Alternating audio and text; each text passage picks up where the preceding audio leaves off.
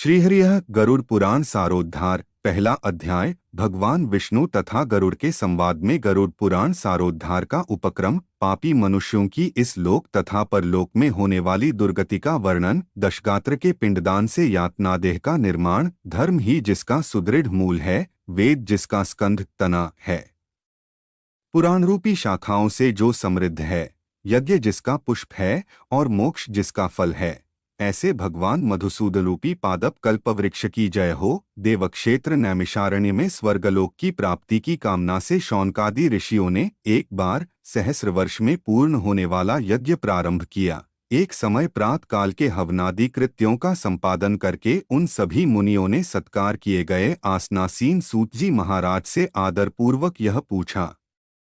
ऋषियों ने कहा, हे सूत जी महाराज, आपने सुख देने वाले देवमार्ग का सम्यक निरूपण किया है। इस समय हम लोग भयावह यममार्ग के विषय में सुनना चाहते हैं। आप सांसारिक दुखों को और उस क्लेश के विनाशक साधन को तथा इस लोक और परलोक के क्लेशों को यथावत वर्णन करने में समर्थ हैं, अत उसका वर्णन कीजिए।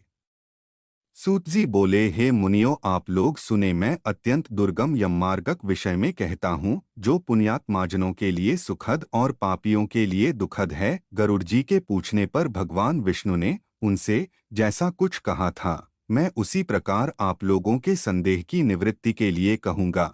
किसी समय वैकुंठ में सुखपूर्वक विराजमान परम गुरु श्रीहरि से विंतापुत्र गरुड़ जी ने विनय से झुककर पूछा। गरुड़ जी ने कहा, हे देव, आपने भक्तिमार्ग का अनेक प्रकार से मेरे समक्ष वर्णन किया है और भक्तों को प्राप्त होने वाली उत्तम गति के विषय में भी कहा है। अब हम भयंकर यममार्ग के विषय में सुनना चाहते हैं। हमने सुना है कि आपकी भक्ति से विमुख प्राणी वहीं नरक में जाते हैं। भगवान का नाम सुगमता पूर्वक लिया जा सकता है। जिह्वा प्राणी के अपने वश में है तो भी लोग नरक को जाते हैं। ऐसे अधम मनुष्यों को बार बार धिक्कार है। इसलिए हे भगवन, पापियों को जो गति प्राप्त होती है तथा यममार्ग में जैसे वे अनेक प्रकार के दुख प्राप्त करते हैं, उसे आप मुझसे कहें। श्री भगवान बोले, हे पक्षींद्र, सुनो, मैं उस यममार्गक विषय में कहता हूँ जिस मार्ग से पापी जन नरक की यात्रा करते हैं और जो सुनने वालों के लिए भी भयावह है। हे तार्थ्य, जो प्राणी सदा पाप परायण हैं, दया और धर्म से रहित हैं, जो दुष्ट लोगों की संगति में रहते हैं, सत्शास्त्र और सत्संगति से विमुख हैं, जो अपने को स्वयं प्रतिष्ठित मानते हैं, अहंकारी हैं तथा धन और मान के मद से चूर हैं, आसुरी शक्ति को प्राप्त हैं तथा दैवी संपत्ति से रहित हैं, जिनका चित्त अनेक विषयों में आसक्त होने से भ्रांत है, जो मोह के जाल में फंसे हैं और कामनाओं के भोग में ही लगे हैं। ऐसे व्यक्ति अपवित्र नरक में गिरते हैं। जो लोग ज्ञानशील हैं वे परम गति को प्राप्त होते हैं। पापी मनुष्य दुखपूर्वक यम यातना प्राप्त करते हैं। पापियों को इस लोक में जैसे दुख की प्राप्ति होती है और मृत्यु के पश्चात वे जैसी यमयातना को प्राप्त होते हैं, उसे सुनो। यथोपार्जित पुण्य और पाप के फलों को पूर्व में भोग कर कर्म के संबंध से उसे कोई शारीरिक रोग हो जाता है। आधि, मानसिक रोग और व्याधि, शारीरिक रोग से युक्त तथा जीवन धारण करने की आशा से उत्कंठित उस व्यक्ति की जानकारी के बिना ही सर्प की भांति बलवान काल उसके समीप आ पहुँचता है। उस मृत्यु की संप्राप्ति की स्थिति में भी उसे वैराग्य नहीं होता। उसने जिनका भरण पोषण किया था उन्हीं के द्वारा उसका भरण पोषण होता है। वृद्धावस्था के कारण विकृत रूप वाला और मरणाभिमुख वह व्यक्ति घर में अवमानना पूर्वक दी हुई वस्तु को कुत्ते की भांति खाता हुआ जीवन व्यतीत करता है। वह रोगी हो जाता है, उसे मंदाग्नि हो जाती है और उसका आहार तथा उसकी सभी चेष्टाएं कम हो जाती हैं। प्राणवायु के बाहर निकलते समय आंखें उलट जाती हैं, नाड़ियां कफ से रुक जाती हैं, उसे खांसी और श्वास लेने में प्रयत्न करना पड़ता है तथा कंठ से घुरघुर से शब्द निकलने लगते हैं। चिंतामग्न स्वजनों से घिरा हुआ तथा सोया हुआ वह व्यक्ति कालपाश के वशीभूत होने के कारण बुलाने पर भी नहीं बोलता। इस प्रकार कुटुंब के भरण पोषण में ही निरंतर लगा रहने वाला अजितेंद्रिय व्यक्ति अंत में रोते बिलखते बंधु बांधवों के बीच उत्कट वेदना से संज्ञा शून्य होकर मर जाता है। हे गरुड़, उस अंतिम क्षण में प्राणी को व्यापक दिव्य दृष्टि प्राप्त हो जाती है, जिससे वह लोक परलोक को एकत्र देखने लगता है। अचकित होकर वह कुछ भी कहना नहीं चाहता। यमदूतों के समीप आने पर सभी इंद्रियां विकल हो जाती हैं, चेतना जड़ीभूत हो जाती है और प्राण चलायमान हो जाते हैं। आतुरकाल में प्राणवायु के अपने स्थान से चल देने पर एक क्षण भी एक कल्प के समान प्रतीत होता है और 100 बिच्छुओं के डंक मारने से जैसी पीड़ा होती है, वैसी पीड़ा का उस समय उसे अनुभव होने लगता है। वह मरणासन्न व्यक्ति फेन उगलने लगता है और उसका मुख लार से भर जाता है।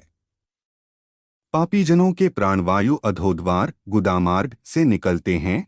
उस समय दोनों हाथों में पाश और दंड धारण किए, नग्न दांतों को कटकटाते हुए क्रोधपूर्ण नेत्र वाले यम के 2 भयंकर दूत समीप में आते हैं। उनके केश ऊपर की ओर उठे होते हैं, वे कौए के समान काले होते हैं और टेढ़े मुख वाले होते हैं तथा उनके नख आयुध की भांति होते हैं। उन्हें देखकर भयभीत हृदय वाला वह मरणासन्न प्राणी मल मूत्र का विसर्जन करने लगता है, अपने 5 भौतिक शरीर से हाय हाय करते हुए निकलता हुआ तथा यमदूतों के द्वारा पकड़ा हुआ वह अंगुष्ठ मात्र प्रमाण का पुरुष अपने घर को देखता हुआ यमदूतों के द्वारा यातनादेह से ढक करके गले में बलपूर्वक पाशों से बांधकर सुदूर यममार्ग पर यातना के लिए उसी प्रकार ले जाया जाता है जिस प्रकार राजपुरुष दंडनीय अपराधी को ले जाते हैं। इस प्रकार ले जाए जाते हुए उस जीव को यम के दूत तर्जना करके डराते हैं और नरकों के तीव्र भय का पुनः पुनः वर्णन करते हैं, सुनाते हैं। यमदूत कहते हैं, रे दुष्ट शीघ्र चल, तुम यमलोक जाओगे। आज तुम्हें हम सब कुंभीपाक आदि नरकों में शीघ्र ही ले जाएंगे। इस प्रकार यमदूतों की वाणी तथा बंधु बांधवों का रुदन सुनता हुआ वह जीव जोर से हाहाकार करके विलाप करता है और यमदूतों के द्वारा प्रताड़ित किया जाता है। यमदूतों की तर्जनाओं से उसका हृदय विदीर्ण हो जाता है, वह कांपने लगता है। रास्ते में उसे कुत्ते काटते हैं और अपने पापों का स्मरण करता हुआ वह पीड़ित जीव यममार्ग में चलता है। भूख और प्यास से पीड़ित होकर सूर्य, दावाग्नि एवं वायु के झोंकों से संतप्त होते हुए और यमदूतों के द्वारा पीठ पर कोड़े से पीटे जाते हुए उस जीव को तपी हुई बालुका से पूर्ण तथा विश्राम रहित और जलरहित मार्ग पर असमर्थ होते हुए भी बड़ी कठिनाई से चलना पड़ता है। थककर जगह गिरता और मूर्छित होता हुआ वह पुनः उठकर पापीजनों की भांति अंधकारपूर्ण यमलोक में ले जाया जाता है।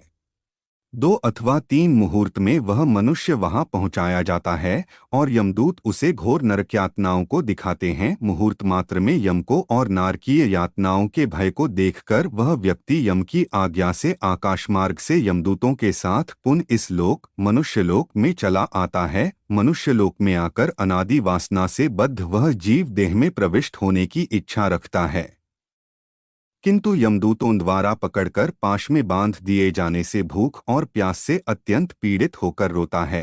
हे तार्थ्य, वह पातकी प्राणी पुत्रों से दिए हुए पिंड तथा आतुरकाल में दिए हुए दान को प्राप्त करता है तो भी उस नास्तिक को तृप्ति नहीं होती। पुत्रादि के द्वारा पापियों के उद्देश्य से किए गए श्राद्ध, दान तथा जलांजलि उनके पास ठहरती नहीं। अत पिंडदान का भोग करने पर भी वे क्षुधा से व्याकुल होकर यममार्ग में जाते हैं। जिनका पिंडदान नहीं होता वे प्रेत रूप में होकर कल्पपर्यंत निर्जन वन में बहुत दुखी होकर भ्रमण करते रहते हैं। सैकड़ों करोड़ कल्प बीत जाने पर भी बिना भोग किए कर्मफल का नाश नहीं होता और जब तक वह पापी जीव यातनाओं का भोग नहीं कर लेता तब तक उसे मनुष्य शरीर भी प्राप्त नहीं होता है। पक्षी, इसलिए पुत्र को चाहिए कि वह 10 दिनों तक प्रतिदिन पिंडदान करे। है पक्षी श्रेष्ठ, वे पिंड प्रतिदिन 4 भागों में विभक्त होते हैं। उनमें 2 भाग तो प्रेत के देह के पंचभूतों की पुष्टि के लिए होते हैं, तीसरा भाग यमदूतों को प्राप्त होता है और चौथे भाग से उस जीव को आहार प्राप्त होता है। 9 रात दिनों में पिंड को प्राप्त करके प्रेत का शरीर बन जाता है और 10वें दिन उसमें बल की प्राप्ति होती है। हे खग, मृत व्यक्ति के देह के जल जाने पर पिंड के द्वारा पुनः 1 हाथ लंबा शरीर प्राप्त होता है, जिसके द्वारा वह प्राणी यमलोक के रास्ते में शुभ और अशुभ कर्मों के फल को भोगता है। पहले दिन जो पिंड दिया जाता है उससे उसका सिर बनता है, दूसरे दिन के पिंड से ग्रीवा, गर्दन और स्कंध, कंधे तथा तीसरे पिंड से हृदय बनता है, चौथे पिंड से पृष्ठभाग, पीठ पांचवें से नाभि, छठे तथा सातवें पिंड से क्रमशः कटी, कमर और गुह्यांग उत्पन्न होते हैं। आठवें पिंड से उरु, जांचें और नौवें पिंड से जानु, घुटने तथा पैर बनते हैं। इस प्रकार 9 पिंडों से देह को प्राप्त करके 10वें पिंड से उसकी क्षुधा और तृषा, भूख प्यास, ये दोनों जागृत होती हैं। इस पिंडज शरीर को प्राप्त करके भूख और प्यास से पीड़ित जीव 11वें तथा 12वें 2 दिन भोजन करता है। 13वें दिन यमदूतों के द्वारा बंदर की तरह बंधा हुआ वह प्राणी अकेला उस यम मार्ग में जाता है। हे खग, मार्ग में मिलने वाली वैतरणी को छोड़कर यमलोक के मार्ग की दूरी का प्रमाण 86,000 योजन है। वह प्रेत प्रतिदिन रात दिन में 247 योजन चलता है। मार्ग में आए हुए इन 16 पुरों नगरों को पार करके पातकी व्यक्ति धर्मराज के भवन में जाता है।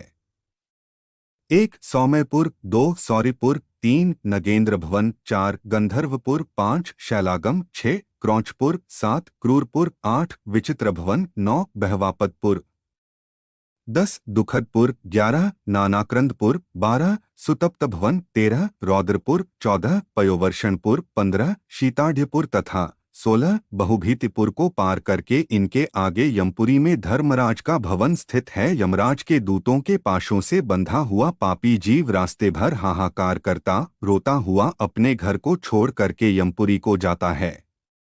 इस प्रकार गरुड़ पुराण के अंतर्गत सारोद्धार में पापियों के इस लोक तथा परलोक के दुख का निरूपण नामक पहला अध्याय पूरा हुआ। दूसरा अध्याय यम मार्ग की यातनाओं का वर्णन, वैतरणी नदी का स्वरूप, यम मार्ग के 16 पुरों में क्रमशः गमन तथा वहां पुत्रादिकों द्वारा दिए गए पिंडदान को ग्रहण करना।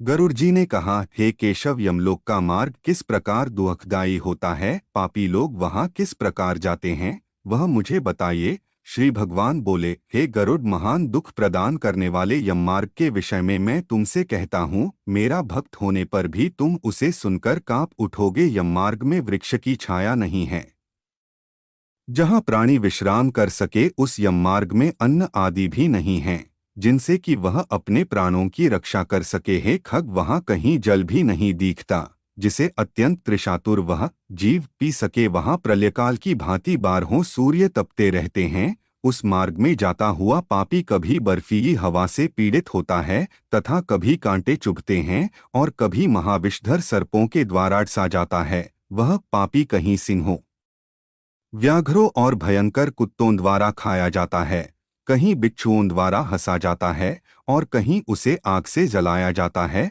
तब कहीं अति भयंकर महान असिपत्रवन नामक नरक में वह पहुंचता है, जो 2000 योजन विस्तार वाला कहा गया है।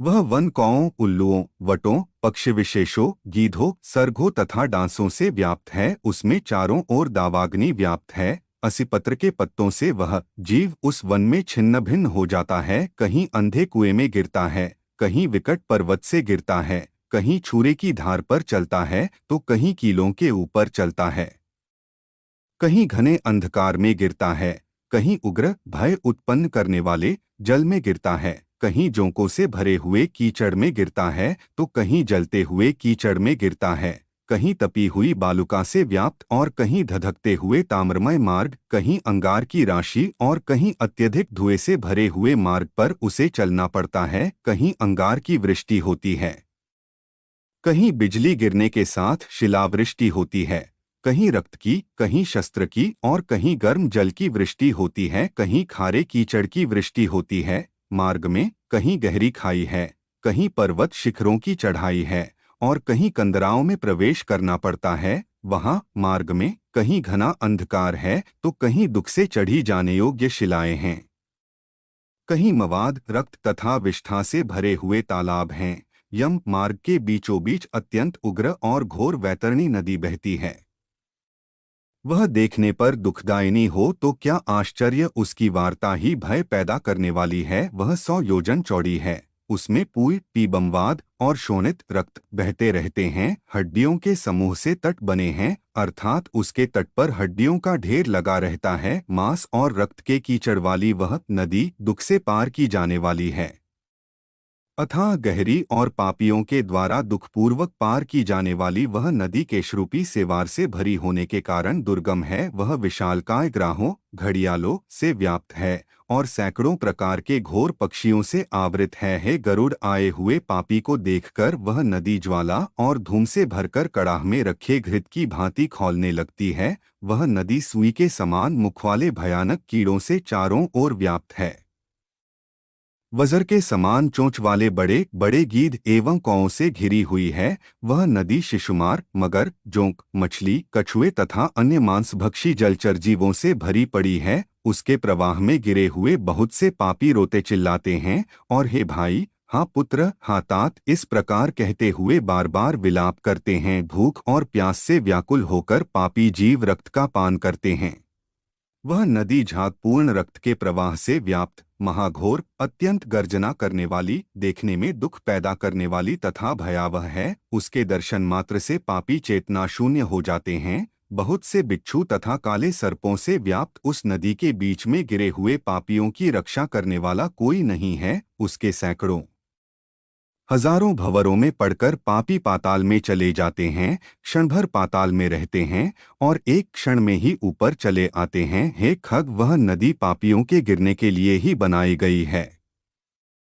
उसका पार नहीं दिखता। वह अत्यंत दुखपूर्वक तरने योग्य तथा बहुत दुख देने वाली है। इस प्रकार बहुत प्रकार के क्लेशों से व्याप्त अत्यंत दुखप्रद यममार्ग में रोते चिल्लाते हुए दुखी पापी जाते हैं। कुछ पापी पाश से बंधे होते हैं, कुछ अंकुश में फंसाकर खींचे जाते हैं और कुछ शस्त्र के अग्रभाग से पीठ में छेदते हुए ले जाए जाते हैं। कुछ नाक के अग्रभाग में लगे हुए पाश से और कुछ कान में लगे हुए पाश से खींचे जाते हैं। कुछ कालपाश से खींचे जाते हैं और कुछ कौओं से खींचे जाते हैं। वे पापी गर्दन, हाथ तथा पैर में जंजीर से बंधे हुए तथा अपनी पीठ पर लोहे के भार को ढोते हुए मार्ग पर चलते हैं। अत्यंत घोर यमदूतों के द्वारा मुद्गरों से पीटे जाते हुए वे मुख से रक्त वमन करते हुए तथा वमन किए हुए रक्त को पुन पीते हुए जाते हैं। उस समय अपने दुष्कर्मों को सोचते हुए प्राणी अत्यंत ग्लानि का अनुभव करते हैं और अतीव दुखित होकर यमलोक को जाते हैं।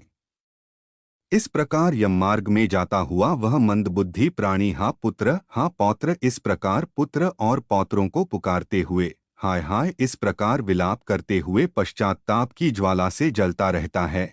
वह विचार करता है कि महान पुण्य के संबंध से मनुष्य जन्म प्राप्त होता है। उसे प्राप्त कर भी मैंने धर्माचरण नहीं किया। यह मैंने क्या किया? मैंने दान दिया नहीं, अग्नि में हवन किया नहीं, तपस्या की नहीं, देवताओं की भी पूजा की नहीं, विधि विधान से तीर्थ सेवा की नहीं। अथे जीव, जो तुमने किया है उसी का फल भोगो। हे देही, तुमने ब्राह्मणों की पूजा की नहीं, देवनदी गंगा का सहारा लिया नहीं, सत्पुरुषों की सेवा की नहीं, कभी भी दूसरे का उपकार किया नहीं।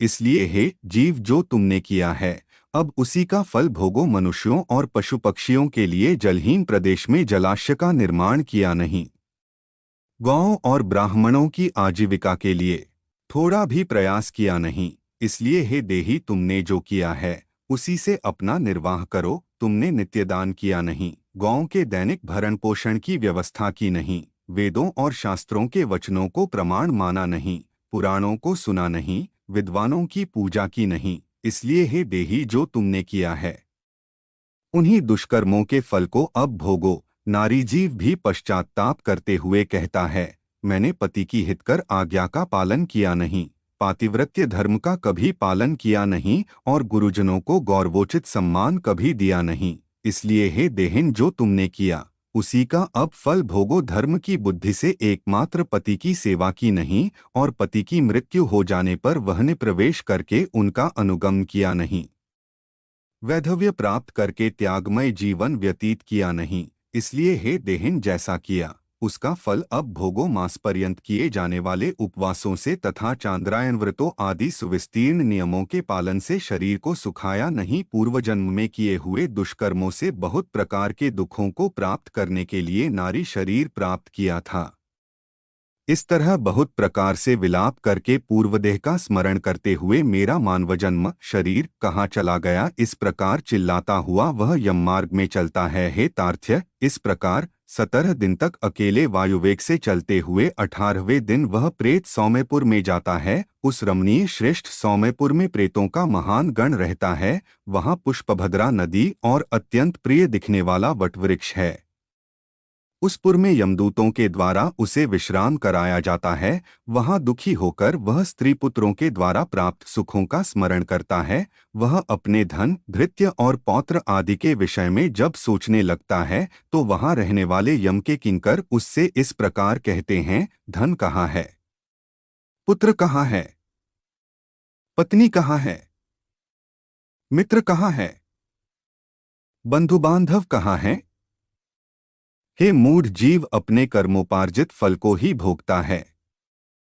इसलिए सुदीर्घ काल तक इस यम मार्ग पर चलो। हे परलोक के राही, तू यह जानता है कि राहगीरों का बल और संबल पाथेय ही होता है, जिसके लिए तूने प्रयास तो किया नहीं। तू यह भी जानता था कि तुम्हें निश्चित ही उस मार्ग पर चलना है और उस रास्ते पर कोई भी लेन देन हो नहीं सकता। यह मार्ग तो बालकों को भी विदित रहता है। हे मनुष्य, क्या तुमने इसे सुना नहीं था? क्या तुमने ब्राह्मणों के मुख से पुराणों के वचन सुने नहीं थे? इस प्रकार कहकर मुद्गरों से पीटा जाता हुआ वह जीव गिरते पड़ते दौड़ते हुए बलपूर्वक पाशों से खींचा जाता है। यहाँ स्नेह अथवा कृपा के कारण पुत्र पौत्रों द्वारा दिए हुए मासिक पिंड को खाता है। उसके बाद वह जीव सौर्यपुर को प्रस्थान करता है। उस सौर्यपुर में काल के रूप को धारण करने वाला जंगम नामक राजा रहता है। उसे देखकर वह जीव भयभीत होकर विश्राम करना चाहता है। उस पुर में गया हुआ वह जीव अपने स्वजनों के द्वारा दिए हुए त्रैपाक्षिक अन्नजल को खाकर उस पुर को पार करता है।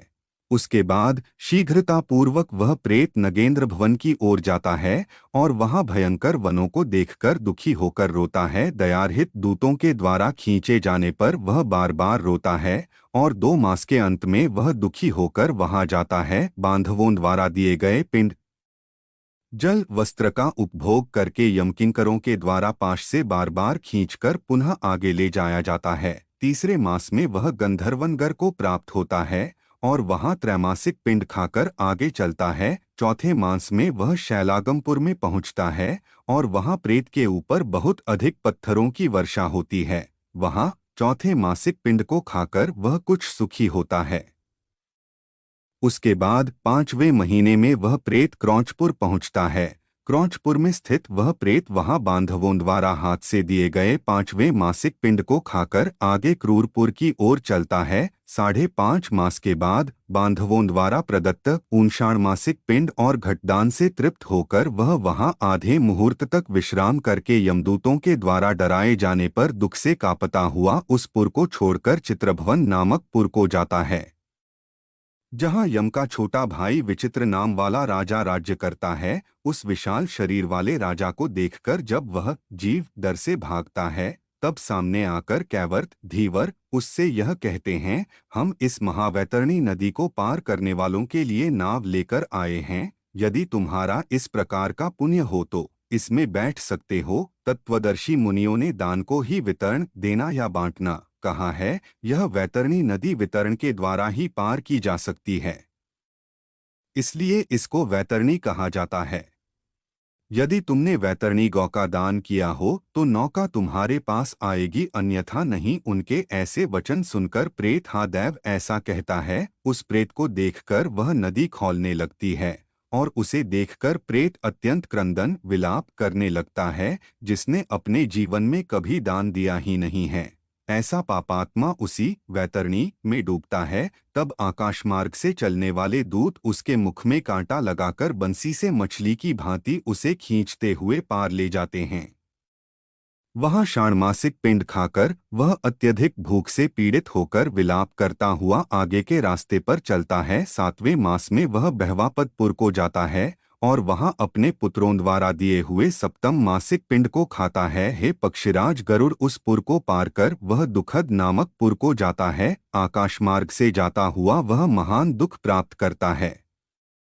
वह 8वें मास में दिए हुए पिंड को खाकर आगे बढ़ता है और 9वां मास पूर्ण होने पर नानाक्रंदपुर को प्राप्त होता है। वहां क्रंदन करते हुए अनेक भयावह क्रंदगणों को देखकर स्वयं शून्य हृदय वाला वह जीव दुखी होकर आक्रंदन करने लगता है। उस पुर को छोड़कर वह यमदूतों के द्वारा भयभीत किया जाता हुआ 10वें महीने में अत्यंत कठिनाई से सुतप्तभवन नामक नगर में पहुंचता है।